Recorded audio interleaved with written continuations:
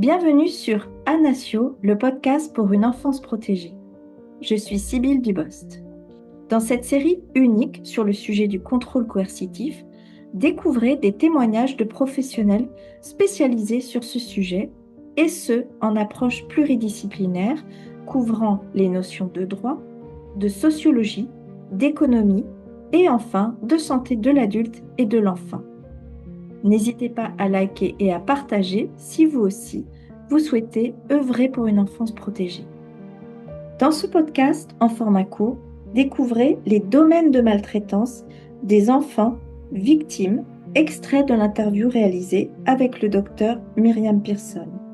Myriam Pearson est médecin spécialisée en psychiatrie de l'enfant et de l'adolescent.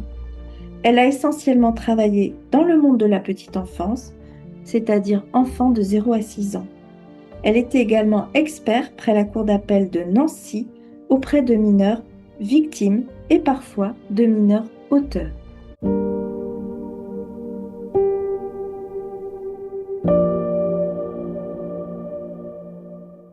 Il peut être victime physiquement, il peut recevoir des coups, il peut être abîmé, brûlé, maltraité, agressé. Il y a des enfants victimes de violences physiques très importantes.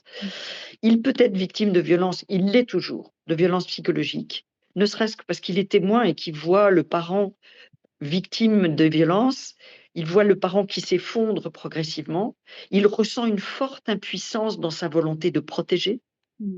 Et ça, beaucoup d'enfants en parlent après, quand on les suit en thérapie.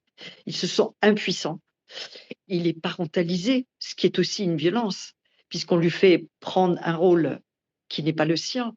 Il est parentalisé dans la protection du parent agressé. Il est parentalisé dans les manipulations de l'autre parent pour contrôler, surveiller. Il ne vit plus, en quelque sorte, sa vie d'enfant.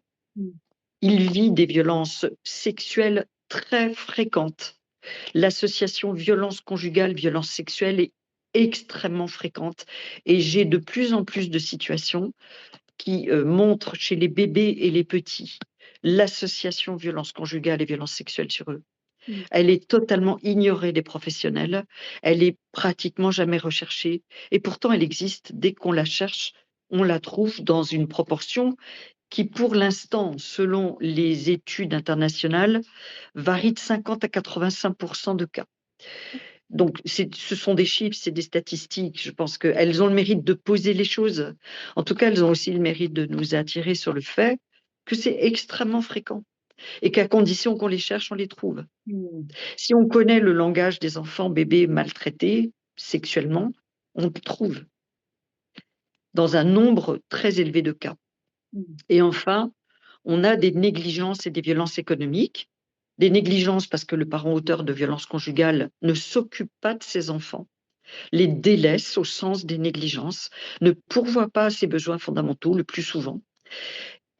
Et les violences économiques, comme c'est bien détaillé dans votre podcast, les enfants font partie des victimes économiques et financières des violences conjugaux. Ils sont, par le biais des non-paiements des pensions alimentaires, par le biais des...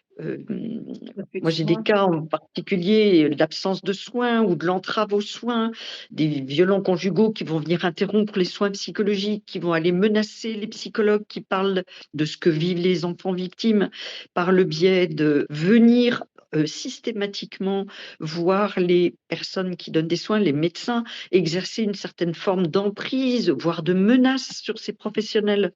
Les professionnels ne parlent pas assez de ça, malheureusement. Et il y a aussi, on n'y pense pas, mais leur proposer des activités, leur permettre d'accéder à des études. Et il y a la micro-régulation sur les études supérieures, il y a la régulation sur les orientations vers des parcours scolaires qui seraient pertinents pour eux, avec le refus, l'entrave. Il y a aussi l'impact sur ces enfants qui sont victimes, qui vont avoir des difficultés très importantes à suivre correctement les cours. Ils sont tellement entravés, ils sont tellement occupés dans leur tête par les violences qu'ils ont des difficultés à suivre l'enseignement. Il va y avoir les régulations du téléphone portable des enfants.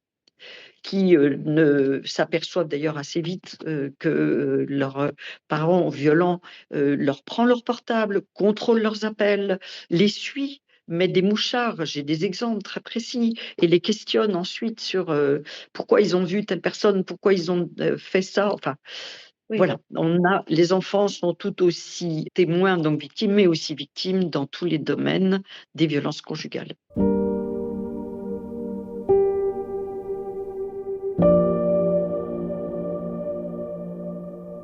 Merci à tous pour votre écoute. Vous pouvez retrouver l'intégralité de l'interview réalisée avec le docteur Myriam Pearson sur le site anasio.fr, sur les réseaux sociaux et sur la chaîne YouTube Anasio. Nous vous donnons rendez-vous pour la suite en format court. À bientôt!